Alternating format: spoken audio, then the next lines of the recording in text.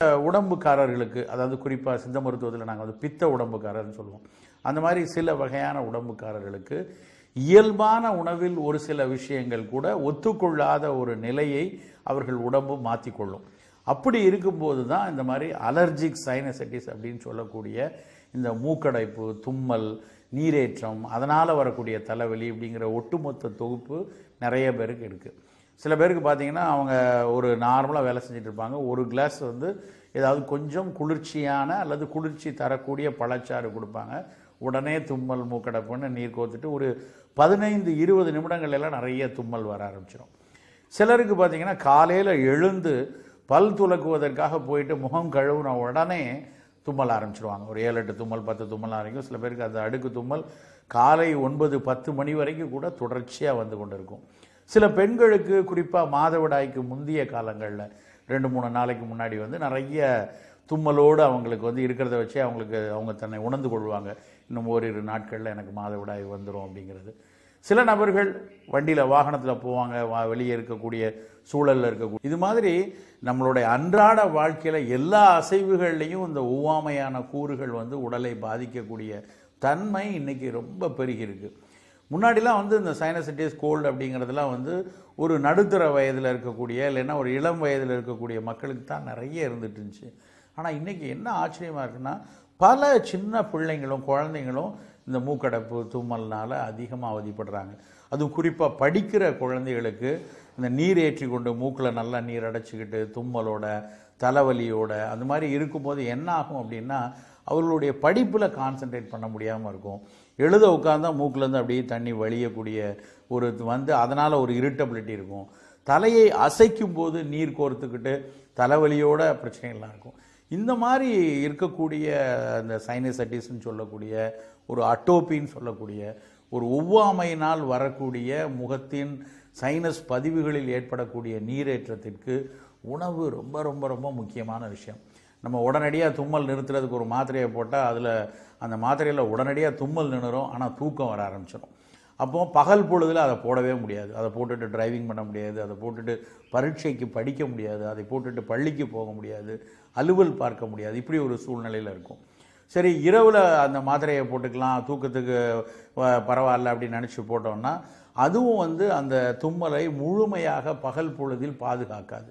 இப்படி இருக்கிற சூழ்நிலையில் உணவில் ஒவ்வொருத்தரும் கொஞ்சம் கவனமாக எடுத்துக்கிட்டாங்கன்னா அப்போ வந்து இந்த ஒவ்வாமையிலிருந்து ஓரளவுக்கு தப்பலாம். எப்படியான விஷயம் எடுக்கணும்னா, முதல் கவனமே எதில் இருக்கணும்னா, இந்த அலர்ஜிக் சைனசைட்டிஸ் இருக்கிறவங்க, ஒவ்வாமை இருக்கிறவங்க பால் பொருட்களை முடிஞ்ச வரைக்கும் தவிர்த்திடணும். பால் பொருட்கள் அப்படின்னா வெறும் நம்ம காய்ச்சி அருந்துகிற பால் மட்டும் இல்லை, பால்லேருந்து தயாரிக்கிற தயிராக இருக்கட்டும், வெண்ணெயாக இருக்கட்டும், நெய்யாக இருக்கட்டும், பன்னீராக இருக்கட்டும், சீஸாக இருக்கட்டும், எதுவாக இருந்தாலும் பால் பொருட்களை இந்த சைனசைட்டிஸ் இருக்கிறவங்க தவிர்த்திடணும். ஆனால் அதில் ஒரு விலக்கு என்னென்னா, மோர் எடுத்துக்கொள்ளலாம். மோர் கொஞ்சம் எடுத்துக்கிட்டோன்னா உடலுடைய சூடை அது தணிக்கக்கூடிய தன்மை இருக்கும். மோர் எடுத்துக்கொள்ளலாம். அதுவும் ரொம்ப புளிக்காத இளம் மோர்னு சொல்லுவோம். முந்தின நாள் இரவு உறைவிட்டது இல்லைன்னா அதிகாலையில் உறைவிட்ட மோரை வந்து அன்றைய பொழுதில் நம்ம பயன்படுத்திக்கலாம். ஏன்னா மோர் ரொம்ப மிக தேவையான ஒரு உணவுங்கிறதுனால அதை மட்டும் நம்ம தவிர்க்க வேண்டாம். நேரடியான பாலை வந்து நம்ம அவாய்ட் பண்ணணும். அப்புறம் எல்லா உணவுகள்லையும் மிளகு தூளை வந்து நம்ம சேர்க்கணும். மிளகு வந்து ஒரு யூனிவர்சல் ஆன்டிடோட்டு. ஆன்டிடோட்டுனா அது ஏதோ ஒரே நச்சைத்தான் நீக்க வேண்டும் அப்படின்னு அவசியம் இல்லை. நம்ம உடம்புக்கு ஒத்துக்கொள்ளாத ஒரு ஒவ்வாமை தரக்கூடிய அலர்ஜன்ஸ் அப்படின்னு ஆங்கிலத்தில் சொல்லுவாங்க. அந்த அலர்ஜனாக இருக்கக்கூடிய பொருட்களை வந்து இந்த மிளகு வந்து தவிர்த்துடும். ஸோ அதனால் என்ன, குழந்தைங்களுக்கு பருப்பு சாதம் கொடுக்குறீங்களா, அப்போ மிளகுத்தூள் தூவிக்கோங்க. எங்கெல்லாம் காரம் வேணுமோ அந்த காரத்தில் மிளகுத்தூள் தூவிக்கலாம். இது மாதிரி ஒரு நச்சுத்தன்மையை நம்ம உணவிலிருந்து நீக்குவதற்கும் அலர்ஜன்ஸனுடைய தீவிரத்தன்மையை குறைக்கிறதுக்கும் இந்த மிளகு பயன்படும். அலர்ஜினால் என்ன நடக்குது அப்படின்னா, நமக்கு அந்த அந்த பாதிக்கப்பட்ட நபருக்கு இந்த ஒவ்வாமை உள்ள பொருளை அவங்க எடுக்க ஆரம்பித்தாங்கன்னா உடம்புல உள்ள நோய் எதிர்ப்பாற்றலில் டைப் 4 ஹைப்பர் சென்சிட்டிவிட்டி அப்படிம்பாங்க. அதுதான் வந்து ஏதாவது கிருமி உள்ளே வந்துச்சுன்னா அதை வேகமாக எதிர்க்கக்கூடிய வெள்ளணுக்களினுடைய எண்ணிக்கையை அந்த ஹைப்பர் சென்சிட்டிவிட்டி தான் கொடுக்கணும். ஆனால் என்ன நடக்கும் அப்படின்னா, ஒத்துக்கொள்ளாத ஒரு பொருள் உள்ளே போன உடனே அது ஒரு சாதாரண உணவாக தான் இருக்கும். ஒரு கத்திரிக்காயாக இருக்கலாம், இல்லைன்னா ஏதாவது ஒரு வகை மீனாக இருக்கலாம், இல்லை ஏதாவது ஒரு வகை சாதாரண பழச்சாராக இருக்கலாம். அதுக்கு படபடபடன்னு உடம்புல வெள்ளணுக்கள் நிறைய உருவாகி அதில் மூக்கில் சைனசைட்டிஸ் மாதிரி வந்துடும், தும்மல் வர ஆரம்பிக்கும். ஒரு சிலருக்கு மூச்சு பயன்படுத்தி கொள்ளலாம். ஸோ பாலை விலக்கணும், மிளகை கூட்டணும், இனிப்பையும் குறைக்கணும். ரொம்ப இனிப்பு சாப்பிட்டாலும் நமக்கு வந்து அந்த நோய் எதிர்ப்பாற்றலினுடைய மாடுலேஷன் சரியாக இருக்காது.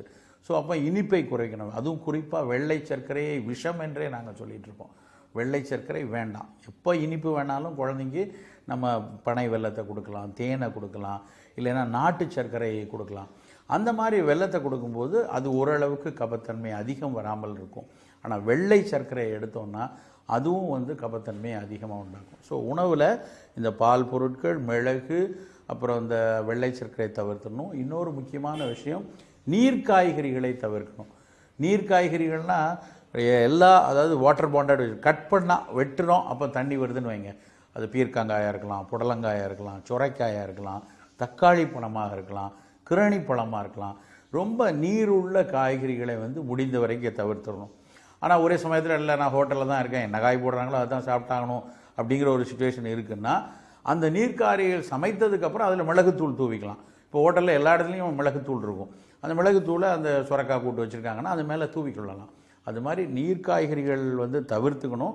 தவிர்க்க முடியாத பட்சத்தில் அதில் வந்து மிளகு சேர்த்துக்கிறது, அதுவும் ஒவ்வாமையை தவிர்க்கும். இந்த மாதிரி உணவில் நம்ம இதெல்லாம் வேண்டாம் அப்படின்னு விளக்குனாலே நமக்கு பெரும்பாலும் இந்த சைனஸ் தொந்தரவை வந்து அதிகம் நம்மளை வந்து பாதிக்காமல் தவிர்த்து கொள்ளலாம். சரி, இதை வந்து தவிர்த்து கொள்ளும். எதெல்லாம் நிறைய எடுத்துக்கொள்ளணும்னா, முதல்ல பித்தத்தை ரொம்ப வந்து அதிகரிக்கிற விஷயத்தை குறைக்கணும். ரொம்ப அதாவது எண்ணெயில் வதக்கினது பொரிச்சதை வந்து எடுக்க வேண்டாம். குறைக்கிறது அப்படின்னு பார்த்திங்கன்னா சீரக தண்ணீர் குடிக்கலாம். நம்ம வந்து சாதாரணமாக சாப்பிட்டதுக்கப்புறம் வந்து ஒரு தண்ணீர் குடிக்கிறப்ப சாதாரண தண்ணீருக்கு பதிலாக சீரக தண்ணீர் எடுத்துக்கிறது பார்க்கலாம். அப்புறம் வந்து பொதுவாக உணவில் வந்து நம்ம துவையல் சாப்பிட்றோன்னு வச்சுக்கோங்க, இட்லி தோசைக்கு தொட்டுக்கிட சட்னி அரைச்சி சாப்பிட்றோன்னா அந்த சட்னி வந்து தேங்காய் சட்னியாக இருக்காமல் அதுக்கு பதிலாக கொத்தமல்லி சட்னியோ புதினா சட்னியோ எடுத்தோம்னா அந்த கொத்தமல்லி புதினாலாம் பித்தத்தை குறைக்கக்கூடியது, அதை எடுத்துக்கொள்ளலாம். எல்லா காய்கறிலையும் நம்ம பொதுவாக என்ன பண்ணுறாங்க, பல வீடுகளில் வெறும் கடுகு உளுந்தம்பருப்பு மட்டும் போட்டு தாளிப்பாங்க. சீரகத்தை சேர்க்கணும். சீரகத்தை எல்லா உணவுகள்லையும் நம்ம கொஞ்சம் கொஞ்சம் சேர்த்துட்டோம்னா அதுவும் வந்து பித்தத்தை தணிக்கக்கூடியதில் ரொம்ப முக்கியமான பொருள். பித்தத்தை தணித்து அதாவது அகத்தை சீராக வச்சுக்கூடக்கூடிய பொருள் அப்படின்னு சொன்னால் அது சீரகம் மட்டும்தான். ஸோ அதை வந்து தாளிசத்துக்கு பயன்படுத்தி கொள்ளணும். நம்ம இந்த புளிப்பான பழங்கள்னு சொல்லக்கூடிய கமலா ஆரஞ்சு பழம், எலுமிச்சை பழம், இது இல்லாமல் திராட்சை பழம் அதாவது கிரேப்ஸும் இல்லாமல் மற்ற பழங்கள் அன்றாடம் எடுத்துக்கொண்டே வரணும். இதோடு சேர்த்து அந்த மூக்கில் இருக்கக்கூடிய அந்த சைனஸ் பகுதிகளில் அந்த ஹைப்பர் சென்சிட்டிவிட்டியை குறைக்கிறதுக்கு சீந்தில் மாதிரி மூலிகைகளினுடைய பொடிகளை எடுத்துக்கிறது, தலைக்கு எண்ணெய் வச்சு குளிக்கிறது, அதை தாண்டி தேவைப்பட்டால் பித்தத்தை சமப்படுத்தக்கூடிய மூலிகை மருந்துகளை கொஞ்ச நாள் எடுத்துக்கிட்டு உணவில் நல்ல கட்டுப்பாடாக இருந்தான்னா இந்த சைனசிட்டிஸ் பிரச்சனையை நம்ம வந்து அறவே தவிர்க்கலாம். அது நெடுநாளைக்கு நம்மளை தொந்தரவு பண்ணாத அளவுக்கு நம்ம பக்க விளைவு இல்லாமல் மீண்டும் சரியாகிறதுக்கு ரொம்ப ரொம்ப சரியான விஷயம் உணவில் இப்படி ஒரு கட்டுப்பாடோடு இருக்கிறோம்.